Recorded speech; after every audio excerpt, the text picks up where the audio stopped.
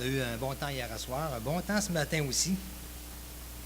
Et ce matin, eh bien, normalement, moi, ce que j'apporte ce matin, je devais l'apporter le 12 janvier, le dimanche 12 janvier. Mais à cause des risques de verglas, la réunion avait été annulée.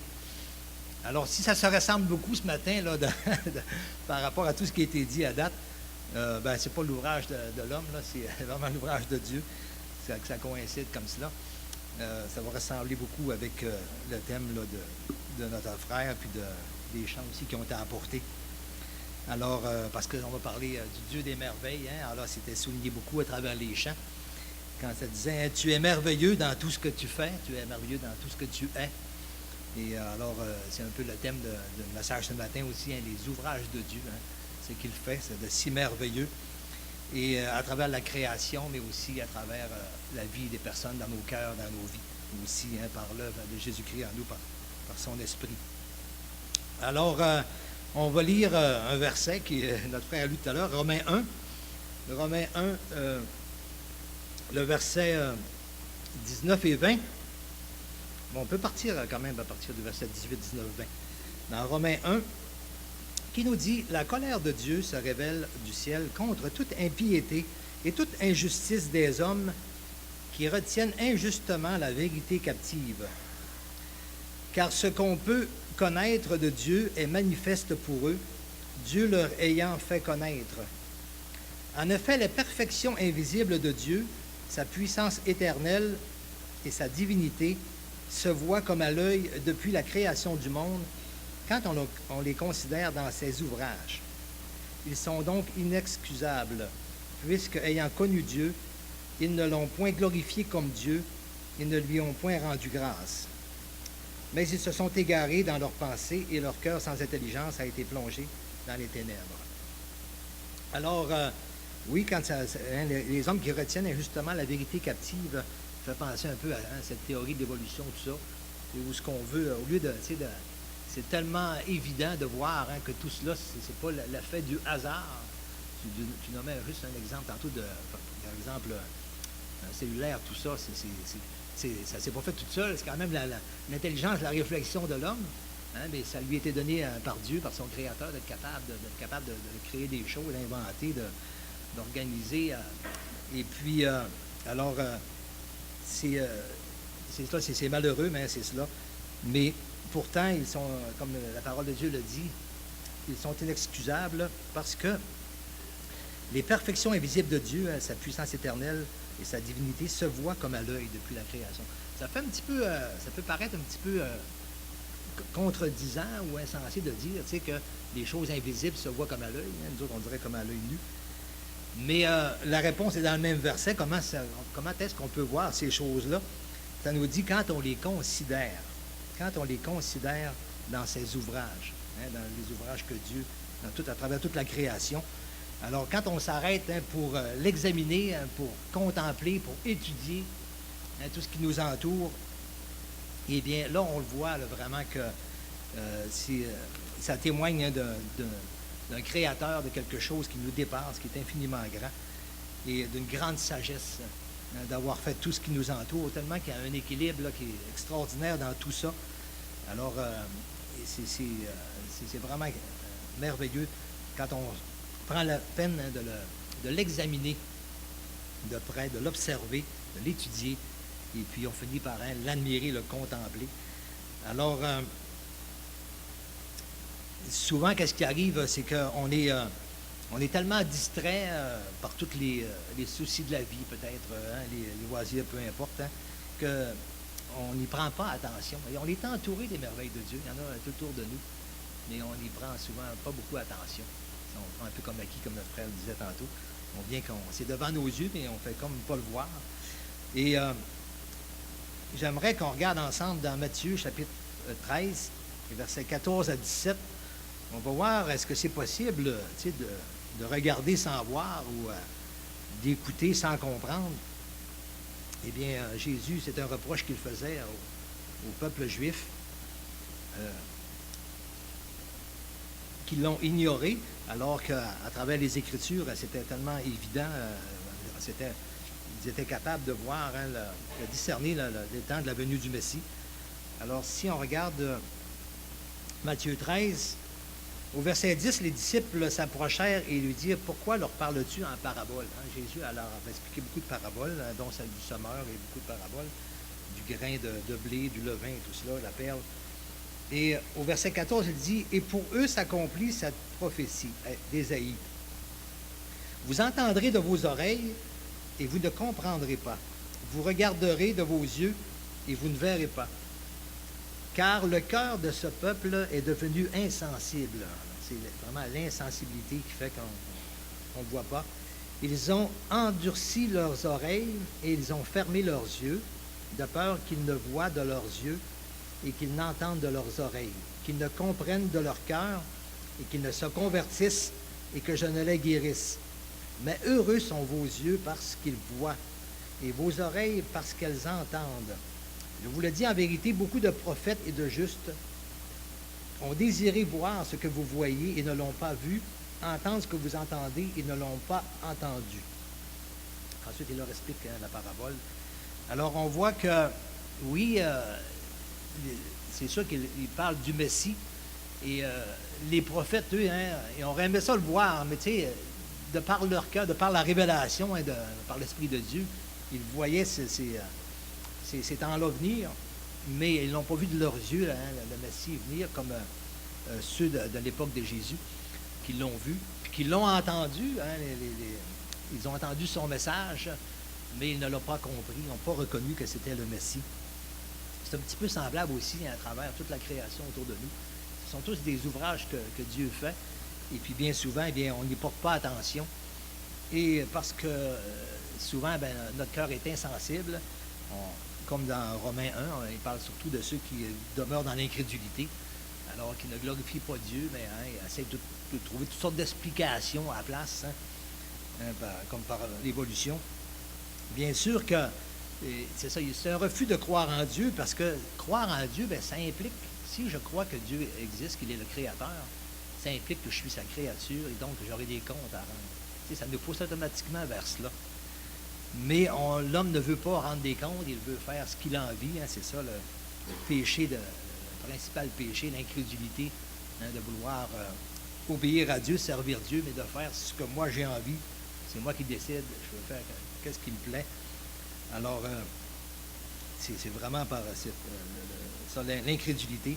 Alors l'homme se donne toutes sortes de raisonnements. Donc, si Dieu n'existe pas, eh bien là, il faut trouver des réponses à tout ce qui nous entoure, à toutes ces merveilles qui nous entourent, qui sont vraiment extraordinaires. Alors, on essaie toutes sortes de théories.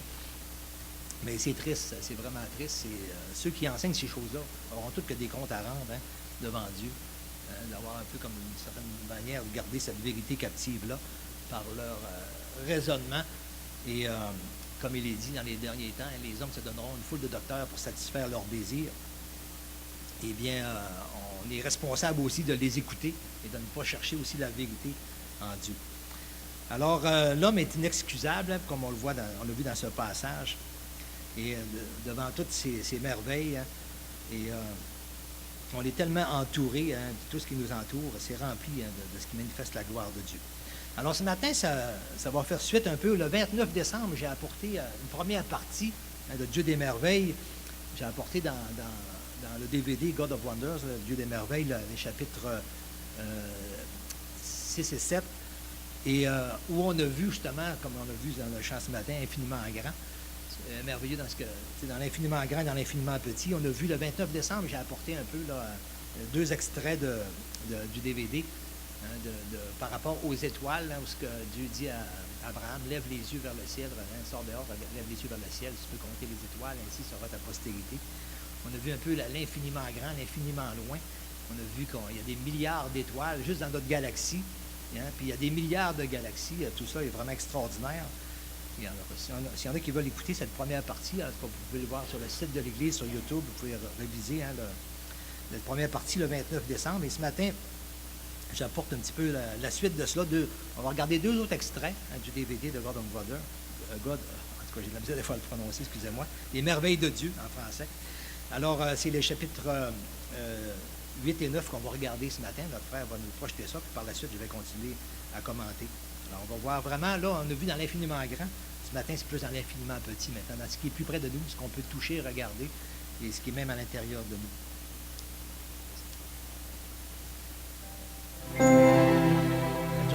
Il dispense la neige comme laine, psaume 147,16. Il y a des milliers d'années, Dieu demanda à Job, « Es-tu parvenu jusqu'au trésor de neige ?» Or, personne vivant à cette époque ne pouvait vraiment connaître les trésors de la neige. Mais avec l'invention du microscope, on peut maintenant apprécier la complexité de ces flocons. Voici de réels flocons de neige qui sont arrivés sur Terre intacts. Les flocons de neige se forment dans les nuages où la vapeur d'eau se condense et se cristallise en glace. Les flocons grossissant, ces formidables motifs apparaissent. Complexes, symétriques et magnifiques. Ils sont incroyables à observer. Si on compare, la neige artificielle n'a jamais la structure élaborée des vrais flocons de neige. Les flocons de neige se créent à partir d'atomes d'oxygène à un petit peu de charge négative qui ont un peu de charge positive. Et ils sont en fait de plus de 40 degrés Celsius de différence. Quand la molécule arrive au point de gel soudain, ils arrivent au moment où l'attraction électrique des charges positives et négatives les fait fusionner ensemble. Et c'est la source d'énergie. Ensuite, la forme que Dieu a donnée aux molécules d'eau se transforme pour donner ces magnifiques flocons. Chacun est unique, chacun est le reflet de la créativité de Dieu. Chaque jour, des trillions de trésors transparents de Dieu tombent sur terre, pour notre joie et découverte. Et pourtant, il n'y en a pas deux exactement pareils. Moi, je crois que Dieu a construit toutes ces formes hexagonales déjà à l'intérieur de la molécule d'eau, parce que c'est étudié de façon à ce qu'ils s'assemblent. Ils forment ces dessins hexagonaux, et plus de molécules s'ajoutent et ils s'agrandissent. Et chaque flocon de neige est fait littéralement de millions de molécules d'eau. Et même si chacun se construit d'une façon particulière, plus ils s'agrandissent, quand les flocons tombent à travers les nuages à différentes températures, plus ils commencent à prendre différentes formes. Et donc, chaque flocon de neige va être légèrement différent par rapport aux autres. Chaque flocon se construit sur une base hexagonale et montre une formidable symétrie dans ses motifs. C'est sûr, le trésor de la neige existe bien, comme Dieu l'a déclaré il y a 4000 ans. Il y a deux choses sur les flocons de neige qui vraiment me passionnent. La première, c'est littéralement leur beauté. Vous les regardez et vous voyez tous ces dessins avec ces motifs plats et toute cette structure complexe. Et puis, il y a plus d'une centaine de types basiques de flocons de neige. C'est juste vraiment magnifique. Et ça me dit quelque chose aussi sur Dieu. Ça me dit que Dieu aime beaucoup la beauté. Et il m'aime aussi parce qu'il a créé toute cette beauté pour que je la regarde. Alors cela résonne en moi. La deuxième chose, c'est la façon dont les flocons sont structurés. Comment toutes ces molécules individuelles s'assemblent en suivant un modèle fixe constant qui revient régulièrement. Et ça me confirme que Dieu l'a conçu. Il y a aussi une interprétation spirituelle. Chaque flocon de neige est complètement différent. Comme chaque humain, chaque être est unique et spécial aux yeux du Seigneur. Comme la main créative de Dieu forme les flocons de neige avec amour, ainsi, il essaie de créer chaque personne en reflet de sa gloire. Comparés au reste de la création, les flocons de neige sont simples. Pourtant, l'attention du grand architecte, même pour les innombrables flocons de neige qu'il forme chaque jour, est une indéniable marque de son amour. Dieu a alors conçu non seulement les flocons de neige, mais aussi d'autres types de molécules, tout type de systèmes, avec des assemblages et des procédés que nous commençons tout juste à tenter de comprendre maintenant. C'est en partie pour ça que je suis un scientifique. Ça me passionne d'essayer de comprendre comment les choses se créent, comment elles fonctionnent, et j'applique des équations mathématiques à tout parce que je ressens que je touche la main de Dieu dans un sens.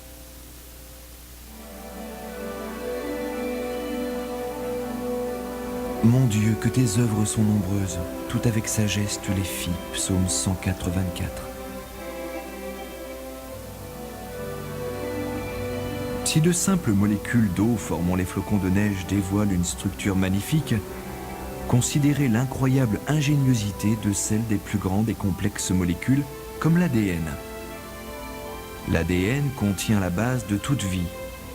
et c'est de loin le système de support d'information le plus complexe que l'on connaisse dans l'univers. Par exemple, la quantité d'informations contenues dans l'équivalent d'une tête d'épingle d'ADN remplirait une pile de livres 500 fois plus haute que la distance d'ici à la Lune. L'enchaînement de codes et la structure de cet incroyable système relèvent l'intelligence suprême de son créateur. L'évidence pour moi qui vraiment proclame qu'il y a un Dieu, c'est l'étude de l'ADN. L'ADN est une vraie puissance. Une machine massive de stockage d'informations. Et en fait, l'ADN qui conserve nos gènes est comme une encyclopédie d'informations, écrite dans un langage codé. C'est absolument fascinant. Et les scientifiques savent aujourd'hui qu'un langage, un code, provient seulement d'une intelligence. Et les informations viennent seulement d'informations que personne n'a jamais vues. Et puis d'autant plus qu'elles sont protégées par un code, personne ne les a jamais vues, isolées de ce code. Ce sont des informations propres à ce code. Et quand vous regardez l'ADN, c'est complètement évident qu'au tout début, Dieu a créé l'univers. Nous commençons tous comme une simple cellule, de la taille d'une virgule à la fin d'une phrase. Comment cette cellule sait comment construire un corps avec plus de 100 trillions de cellules en lui, de milliers de types différents, et chacune d'elles est tellement complexe, de nanochimiques petites machines dont le fonctionnement dépasse complètement notre compréhension. Tout codé, c'est le manuel d'instruction, c'est le manuel du fabricant. Comment construire et faire fonctionner chaque partie de cet incroyable corps fait avec plus de 100 trillions de cellules. Et en outre, l'ADN est une molécule tridimensionnelle qui s'auto-reproduit. Chaque molécule est capable de faire une copie identique, rapidement et parfaitement.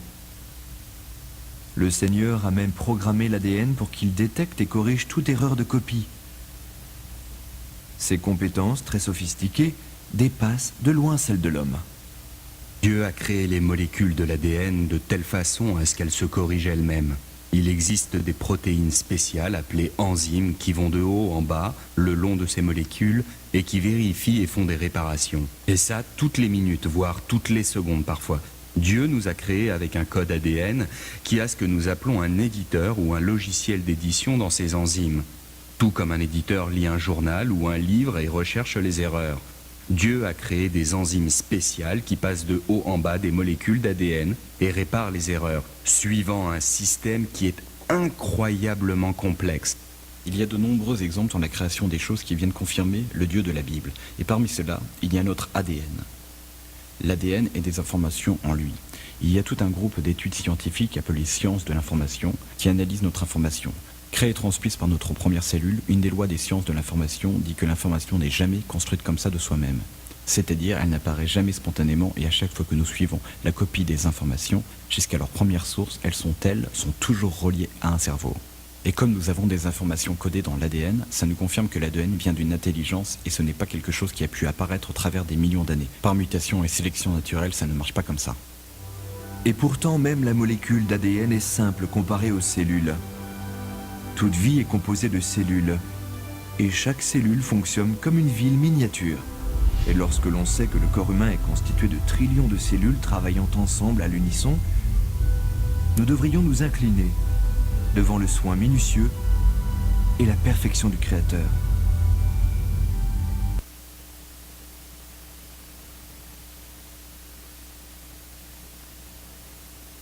À écouter, à regarder comment c'est extraordinaire, c'est extraordinairement complexe. Et même qu'est-ce que l'homme a réussi à voir avec les instruments, les microscopes ou les télescopes. Mais ce qui reste à découvrir, ça dépasse toute portée d'intelligence. C'est tellement grand, tellement complexe. Même dans l'ADN, ce qu'on voit là, à date, il y a tellement encore de questions sans réponse. Qu'est-ce qui fait tout fonctionner ça? C'est vraiment extraordinaire et ça témoigne vraiment de la grandeur de Dieu. Dieu qui nous a créés. Alors, et ça, ce n'est que quelques exemples. Ce matin, on a vu un petit peu les flocons de neige et puis l'ADN. Mais il y a tellement de choses et tout est extraordinaire. On est entouré des merveilles de Dieu. Mais qu'est-ce que l'homme considère comme des merveilles? J'avais été voir sur Internet justement les 7 merveilles du monde, 7 ou 8 merveilles du monde. Notre frère a parlé un peu ce matin. Et ce qu'on voit, c'est des pyramides, les temples incas, Tour Eiffel ou la muraille de Chine, ou toutes sortes d'ouvrages que les hommes ont fait, de très grands ouvrages. Puis c'est quand même extraordinaire en soi si considérant à l'époque qu'ils l'ont fait, les moyens qu'ils avaient, hein, leurs limites aussi.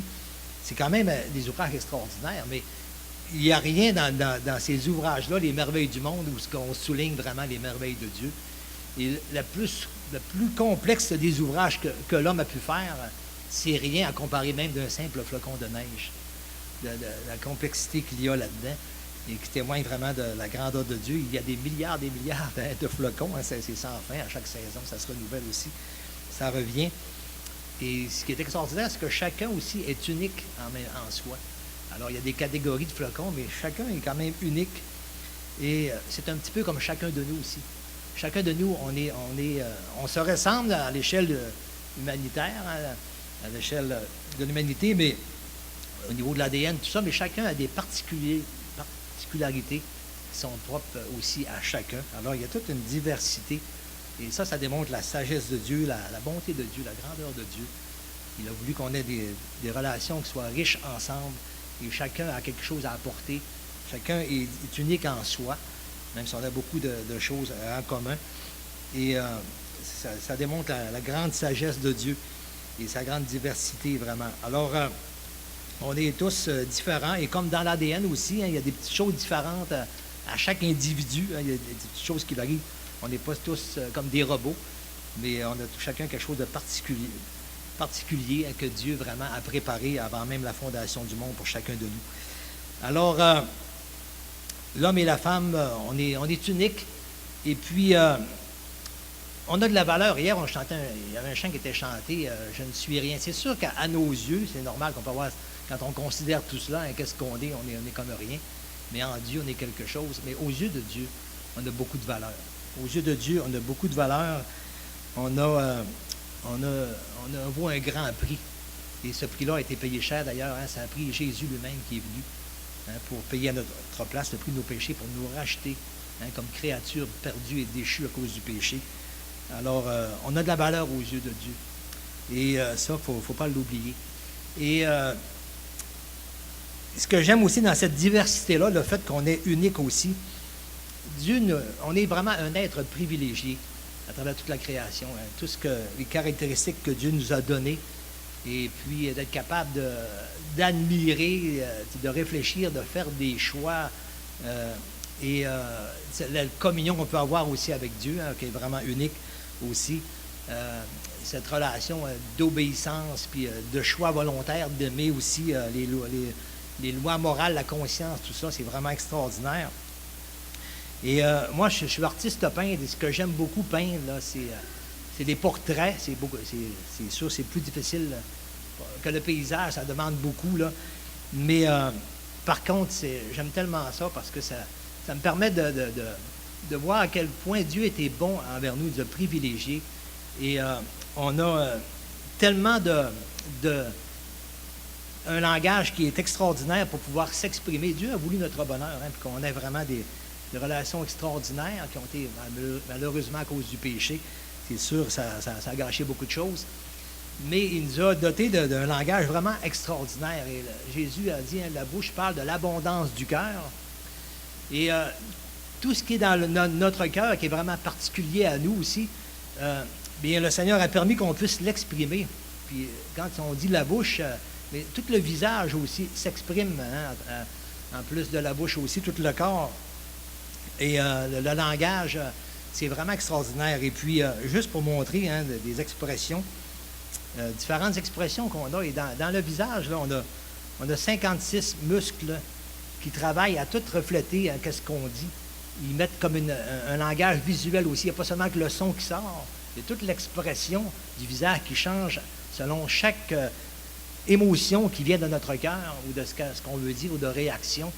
Tout cela, ça se met en mouvement pour former des milliers de formes différentes. Et juste à penser, je vais donner quelques exemples. Le sourire, c'est pas juste une partie, c'est tout le visage au complet qu'il y a des choses qui bougent, qui se transforment, des muscles qui bougent pour exprimer cette émotion-là. le sourire, la peine, la joie, l'émerveillement, le questionnement, le consentement, l'indignation, le désaccord, la paix, le calme, la sécurité, le réconfort. On peut discerner ça fois dans le visage, puis dans le corps aussi. La tendresse, le trouble, être fâché, l'énervement, la peur, la panique, l'inquiétude, la blessure, être blessé, la douleur, les soucis, l'apaisement, la sécurité, la sérénité, la douceur, le mensonge aussi, le regard hautain, l'amour, sous toutes ses formes aussi, l'extase, la haine, l'affection, le mépris, la satisfaction, le mécontentement, la surprise, l'indifférence, la blague, la colère, l'assurance, la timidité, c'est un regard timide, une expression, la honte, le courage, l'audace, la confiance. Tout ça, ça se transmet dans notre visage et dans notre corps aussi. Alors, il y a des regards, bien sûr, qui sont rassurants. Il y en a qui sont inquiétants. Mais on voit la richesse de Dieu qui nous a donné ce langage-là qui est extraordinaire parce que c'est sûr, au niveau des paroles, dans tout le monde, il y a plusieurs langues différentes. Mais on a tout un langage qui est universel au niveau de l'expression. Et ça nous aide beaucoup dans nos relations. Et c'est essentiel. Et on voit que Dieu a voulu notre bonheur à travers cela. Et notre protection aussi, parce que face aux étrangers, par contre, par exemple, c'est important de voir, c'est quoi ses intentions, lui, là. Puis souvent, le langage du corps parle tellement, qu'on a des petits sons de cloche qui nous allument, qui nous montrent que, je ne suis pas sûr si vraiment s'il est sincère ou s'il est honnête. Alors, c'est sûr que c'est Dieu qui sonde les cœurs parfaitement, mais il nous a donné ce langage-là pour qu'on puisse avoir une idée un peu dans c'est quoi l'abondance du cœur de cette personne-là, juste par rapport à son témoignage, sa façon de parler, son comportement, ses paroles, tout le langage aussi. Même quelqu'un qui est muet, là, capable de s'exprimer, puis on regarde simplement une maman avec son petit bébé, c'est pas long qu'elle connaît le langage de son petit bébé, même s'il ne parle pas encore. Elle est capable de savoir qu'est-ce qu'il a besoin, qu'est-ce qui souffre, qu'est-ce qui le dérange, qu'est-ce qui lui fait peur, qu'est-ce qu'il a besoin. Alors, il y a tout un langage qui est là, qui est universel. Et puis qui en même temps qui est particulier à chacun. Il n'y a pas un qui a le même visage, qui s'exprime de la même manière. Et chacun, il y en a qui sont plus extrovertis, plus introvertis aussi. Mais tu sais, chacun, on reconnaît le langage de chacun, chaque individu. Et ça, c'est une richesse que Dieu nous donne. Il a voulu qu'on ait justement des relations riches, extraordinaires. Malheureusement, à cause du péché, c'est sûr que ça a été beaucoup déchu. Mais par la nouvelle naissance, par la rédemption en Jésus-Christ, eh bien ça peut devenir aussi vraiment refléter l'image de Dieu qui nous a créés à son image. Si on manifeste vraiment, si on marche dans l'obéissance de sa parole, par son esprit, eh bien là, c'est un autre langage aussi, le langage de la paix de Dieu, de la paix, de la foi. Et ça aussi, ça s'exprime. Le Seigneur a dit, il a voulu que nos œuvres soient vues des hommes aussi. Vous êtes le sel de la terre, la lumière du monde. Alors, ça devrait se voir. C'est sûr que le non-croyant ne peut pas le saisir, le comprendre. Tu sais, ça prend une nouvelle naissance. Il faut passer par la repentance et la nouvelle naissance, la foi en Jésus-Christ. Recevoir son esprit pour comprendre la pensée de Dieu. Mais ça devrait être perceptible des incroyants, de voir, tu sais, à travers le croyant, un petit peu là, cette paix-là qui vient de Dieu. Et souvent, des fois, c'est dit de personnes, ils ont dit, hey, moi, des personnes qui rendent témoignage de quelqu'un qui les a amenés au Seigneur. Puis il dit, moi, là, je ne revenais pas de son... quand j'ai vu son changement, puis même dans ses yeux, la paix qui dégageait, tout ça.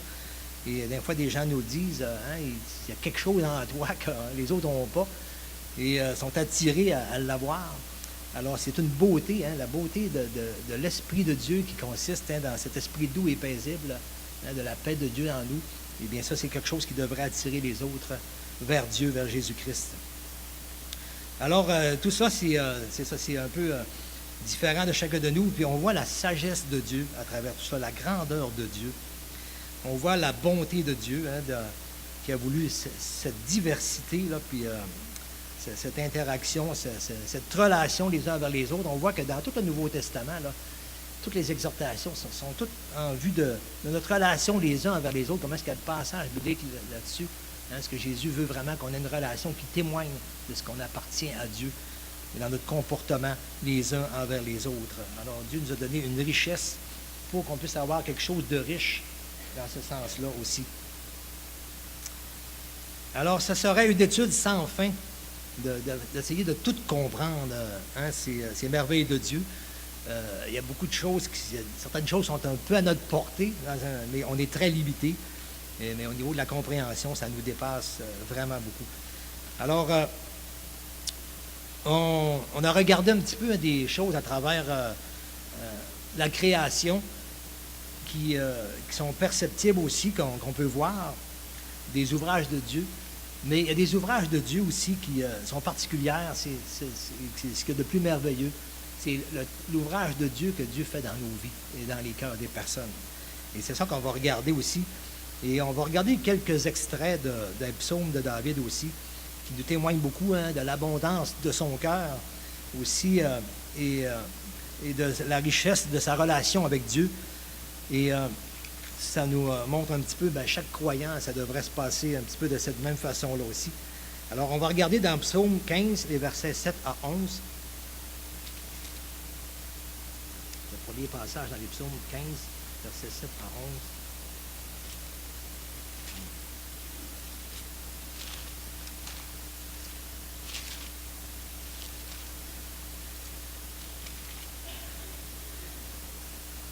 Ah, j'ai pas le bon. Je peux pas. 15. Pourquoi j'ai marqué ça?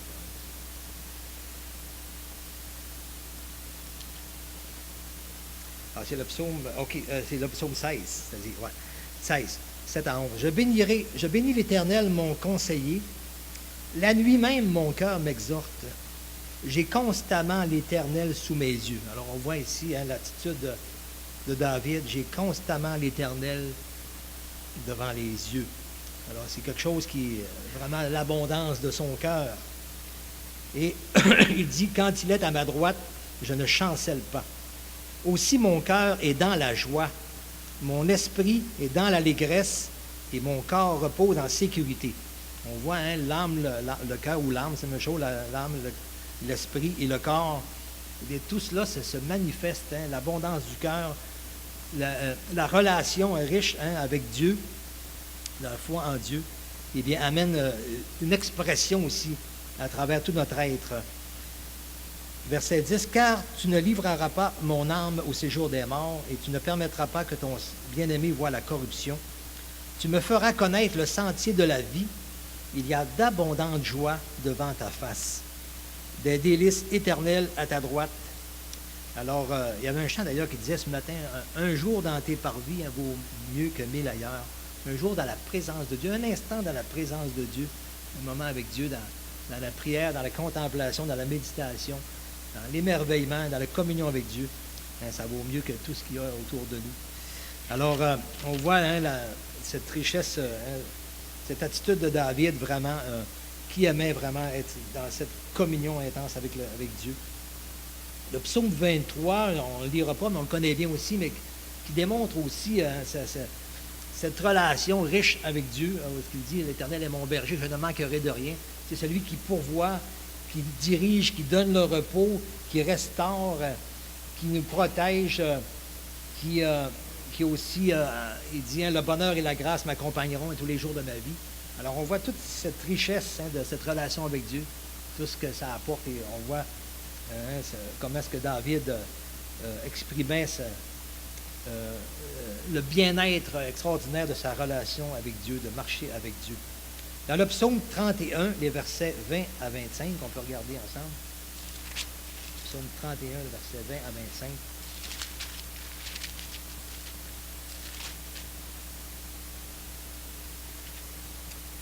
Ô combien est grande ta bonté, que tu tiens en réserve pour ceux qui te craignent, que tu témoignes à ceux qui cherchent en toi le refuge. Et ça me fait penser, c'est le travail de Dieu dans nos cœurs et dans nos vies, dans tout notre être. Combien est grande ta bonté que tu réserves à ceux qui te craignent. Tu les protèges sous l'abri de ta face contre ceux qui les persécutent. Tu les protèges dans ta tente contre les langues qui les attaquent. Béni soit l'Éternel, car il a signalé sa grâce envers moi, comme si j'avais été dans une ville forte. Je disais dans ma précipitation, je suis chassé loin de ton regard. mais tu as entendu la voix de mes supplications quand j'ai crié vers toi. Aimez l'Éternel, vous qui avez de la piété. L'Éternel garde ses fidèles et punit sévèrement les orgueilleux. Fortifiez-vous et que votre cœur s'affermisse, vous tous qui espérez en l'Éternel.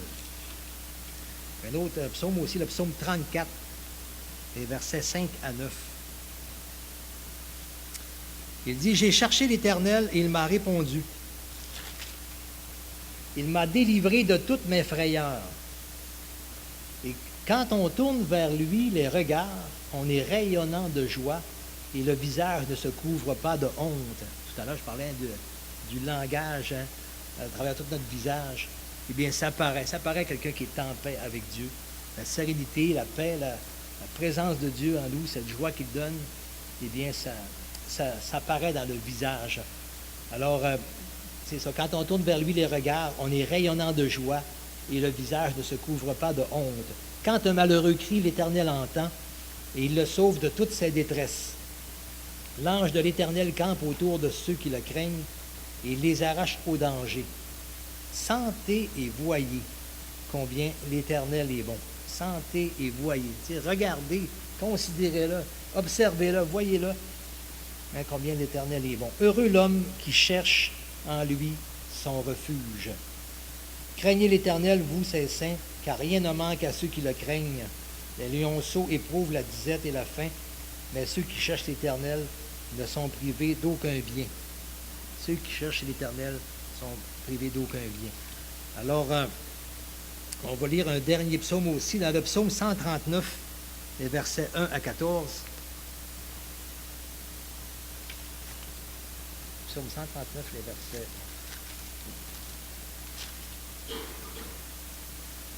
Alors, c'est un psaume de David aussi. L'Éternel, tu me sondes et tu me connais. Tu sais quand je m'assis et quand je me lève. Tu pénètres de loin ma pensée. Tu sais quand je marche et quand je me couche. Et tu pénètres toutes mes voies. Car la parole n'est pas sur ma langue, que déjà, ô Éternel, tu la connais entièrement. Tu m'entoures par derrière et par devant, et tu mets ta main sur moi. Une science aussi merveilleuse est au-dessus de ma portée, c'est-à-dire de ma compréhension. Elle est trop élevée pour que je puisse la saisir. Où irai-je loin de ton esprit et où fuirai-je loin de ta face? Si je monte aux cieux, tu y es. Si je me couche au séjour des morts, t'y voilà. Si je prends les ailes de l'aurore et que j'aille habiter à l'extrémité de la mer, là aussi ta main me conduira et ta droite me saisira. Si je dis au moins les ténèbres me couvriront, la nuit devient lumière autour de moi. Même les ténèbres ne sont pas obscures pour toi. La nuit brille comme le jour et les ténèbres comme la lumière. C'est toi qui as formé mes reins et qui m'as tissé dans le sein de ma mère. Je te loue de ce que je suis une créature si merveilleuse. Tes œuvres sont admirables et mon âme le reconnaît bien. Est-ce que mon âme le reconnaît, ces œuvres de Dieu? Et c'est tellement évident quand on les considère, comme quand dans le verset de Romains, quand on les considère, qu'on l'étudie, qu'on médite la parole et qu'on prend le temps de regarder, eh bien, on voit que ces œuvres sont admirables. Et tout cela a une grande valeur aux yeux de Dieu. Alors, c'est une science aussi qui est au-dessus de ma portée. Hein, ça dépasse toute intelligence humaine de tout comprendre les ouvrages de Dieu, mais on peut quand même les observer et les considérer. Et c'est extraordinaire de voir le travail que Dieu aussi fait dans nos cœurs, puis comment est-ce qu'il nous témoigne sa pensée.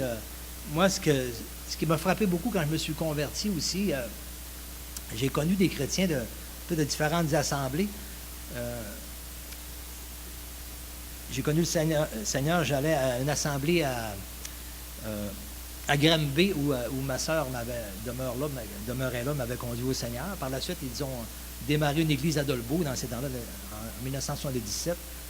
Et puis, on avait souvent de la visite de d'autres églises. Quand on démarrait une église, on était juste une dizaine de personnes. Alors, il y avait souvent des chrétiens, d'ailleurs, qui venaient nous aider. Et puis, moi, ce que je trouvais extraordinaire, c'est que je rencontrais quelqu'un que je n'avais jamais vu. Puis, on partageait sur les merveilles de Dieu.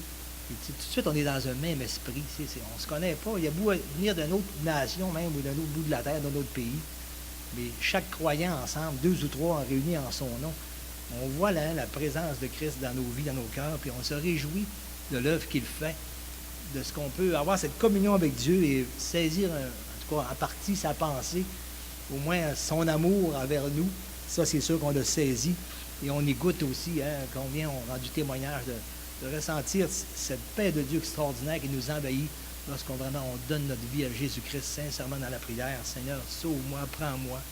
Et combien cette paix de Dieu vient et ce nuage, comme on parlait hier, ou ce fardeau de péché qui s'en va. Et c'est une richesse extraordinaire de pouvoir s'en parler ensemble et s'édifier, se raconter le témoignage de Dieu, de son œuvre, de son ouvrage dans nos vies, dans nos cœurs. On se dit, c'est lui le Créateur qui a fait tout ce qui nous entoure, qui est si grand. Et moi, que je me voyais si rien dans tout ça, il vient me parler, il vient me visiter. Il va voir son esprit en moi. Et je le sens, je le sens qu'il m'écoute. Et je le vois, il manifeste dans les réponses à mes prières.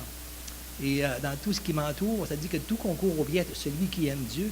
Et on peut voir tellement de choses en tant que croyant, dans notre communion avec Dieu, quand on lui confie notre journée puis toutes nos voies. On voit toutes ces choses-là qui, ensemble, concourent à notre bien, puis on voit la main de Dieu, on n'en doute pas. Et c'est vraiment extraordinaire de pouvoir le partager lorsqu'on a des temps de partage entre frères et sœurs. Alors, David marchait avec Dieu par la foi en Dieu. Et il a appris à le reconnaître dans toutes ses voies. Il a appris à le connaître et à le reconnaître. Et en observant, bien sûr, sa parole et ses préceptes, ses commandements, en marchant avec lui. Et c'est ce que chacun de nous aussi, on est appelé à marcher de plus en plus à le connaître. Tantôt, je pensais au flocon, c'est que plus ça allait, plus qu'il prenait de l'ampleur, tout cela. Mais plus qu'on avance dans la foi chrétienne aussi, plus qu'on grandit aussi. Et la parole de Dieu s'enracine en nous. Et puis, on est comme cet arbre qui porte du fruit aussi. Alors, c'est ce qu'il devrait y avoir constamment si vraiment on maintient, on entretient ce jardin-là, cette terre riche, vraiment, où le Saint-Esprit est venu en nous, dans la foi en Dieu. Alors, si on entretient notre communion avec le Seigneur, bien, c'est sûr qu'on va grandir et tout notre langage aussi va l'exprimer aussi, notre comportement, nos actions. Alors, on est tous aussi en interaction les uns envers les autres. Et moi, je trouve ça extraordinaire. Et peu importe les circonstances ou les événements qui arrivent, là, Dieu n'est jamais mal pris envers tout ça. Moi, des fois, je m'arrête à penser à ça. Moi, je vois mon entourage, chez moi, mon milieu de travail, mais je me dis des fois, souvent, Dieu, il voit tout le monde sur la terre. Quand je vois des fois aux nouvelles, on voit des masses de gens, là, puis je vois que Dieu il voit toutes ces personnes-là. Puis, peu importe, David disait, je pense que même si 1000 camperaient à ma gauche ou à ma droite pour me détruire, là, ça ne me dérangerait pas tellement qu'il y a la paix avec Dieu. Dieu n'est pas mal pris avec ça. Il contrôle tout cela, tout ce qui est... C'est extraordinaire, le travail que Dieu fait. Et sa main, comme David disait, sa main me garde, me protège, peu importe où j'aille à l'autre bout du monde. Sa main va être là pour me garder, me protéger, me diriger. Et alors, c'est vraiment extraordinaire. On est vraiment privilégié, comme on l'a vu dans tout ce que Dieu, tous les attributs qu'il nous a donnés à son image aussi. Et dans Romains 2,4, ça nous parle que toutes ces richesses-là, ça devrait nous pousser à la repentance. Toutes les richesses de ce que Dieu manifeste en nous et pour nous, ça devrait nous pousser à la repentance, à s'humilier. On n'a pas vraiment à rien à s'enorgueillir de quoi que ce soit, mais on devrait vraiment s'humilier et dire, Seigneur, Seigneur, pardonne-moi, comme tu es grand. Et comme je suis reconnaissant que tu m'aimes et que tu prennes soin, que tu t'intéresses à moi, au point de donner à ton Fils Jésus. Alors, toute cette richesse et cette bonté de Dieu devrait nous pousser à la repentance. Et la repentance, c'est de saisir notre péché, notre incrédulité, et ça nous amène automatiquement au pied de la croix de Jésus-Christ. Ça nous amène à implorer la miséricorde de Dieu quand on se reconnaît pécheur, perdu. Eh bien, ça nous pousse à demander la miséricorde. On voit tout ce qu'on mériterait, c'est un châtiment. C'est ça qu'on se rend compte. Alors ça nous conduit automatiquement à Jésus-Christ parce que Dieu a tellement aimé le monde qu'il a donné son Fils Jésus, à son Fils unique, afin que quiconque croit en lui ne périsse point, mais qu'il ait la vie éternelle. C'est là que devrait nous conduire tout cet émerveillement de voir les choses que Dieu fait autour, toute cette bonté, cette richesse de Dieu. Alors, c'est vraiment la plus belle des merveilles de Dieu, je trouve, c'est vraiment l'œuvre du salut. Cette œuvre-là, même les anges sont fascinés de voir cette œuvre-là. Ils sont pleins de joie dans le ciel lorsqu'un seul pécheur se repent. Et c'est extraordinaire. Alors, c'est la plus belle des œuvres, l'œuvre du salut, de la miséricorde de Dieu, l'amour qui est manifesté, Dieu qui a mis sur le comble à son amour à travers la personne de Jésus, le sacrifice qu'il a fait, d'avoir payé à ma place pour mes péchés. Alors, je termine dans le dernier passage, dans Éphésiens 2, à partir du verset 4.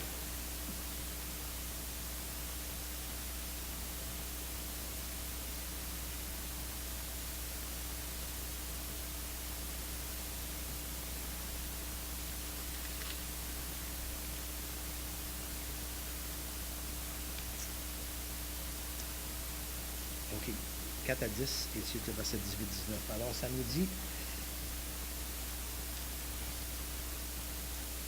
Mais Dieu qui est riche en miséricorde, à cause du grand amour dont il nous a aimés, nous qui étions morts par nos offenses, il nous a rendus à la vie avec Christ. C'est par grâce que vous êtes sauvés. Il nous a ressuscités ensemble. Il nous a fait asseoir ensemble dans les lieux célestes en Jésus-Christ, afin de montrer dans les siècles à venir l'infinie richesse de sa grâce par sa bonté envers nous en Jésus-Christ. Car c'est par grâce que vous êtes sauvés par le moyen de la foi, et cela ne vient pas de vous, mais c'est le don de Dieu. Ce n'est point par les œuvres afin que personne ne se glorifie.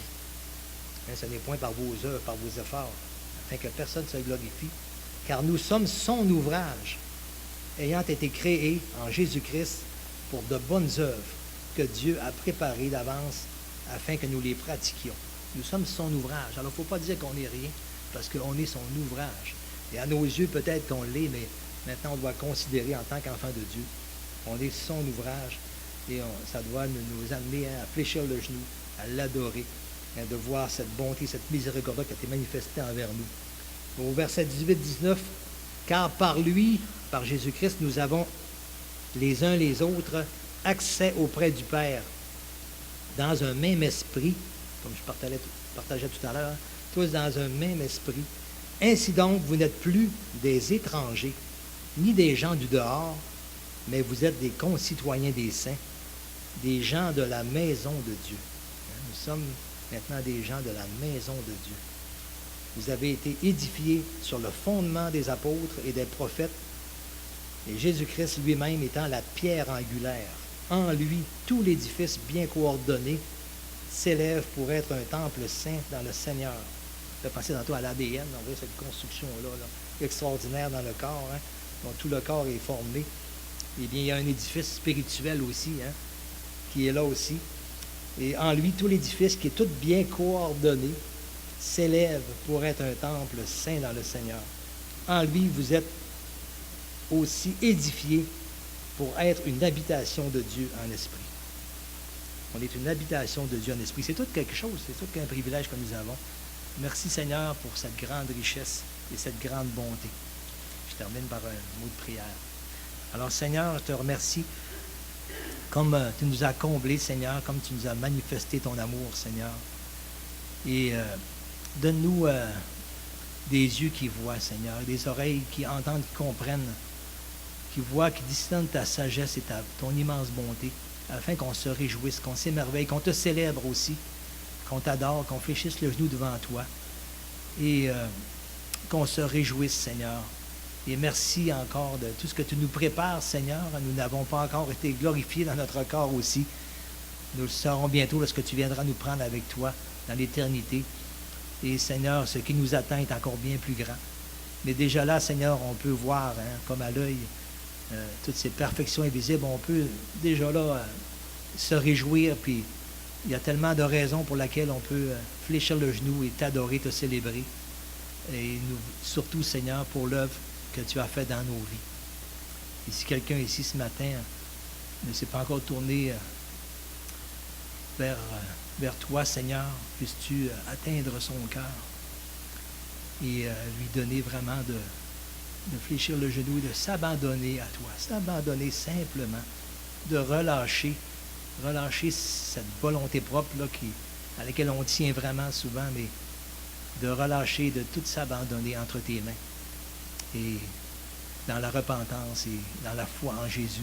Oh Seigneur, quel amour et quelle paix, quelle joie de goûter ce moment où, Seigneur, on t'abandonne tout et que tu nous prends dans tes mains, Seigneur, et tu nous gardes.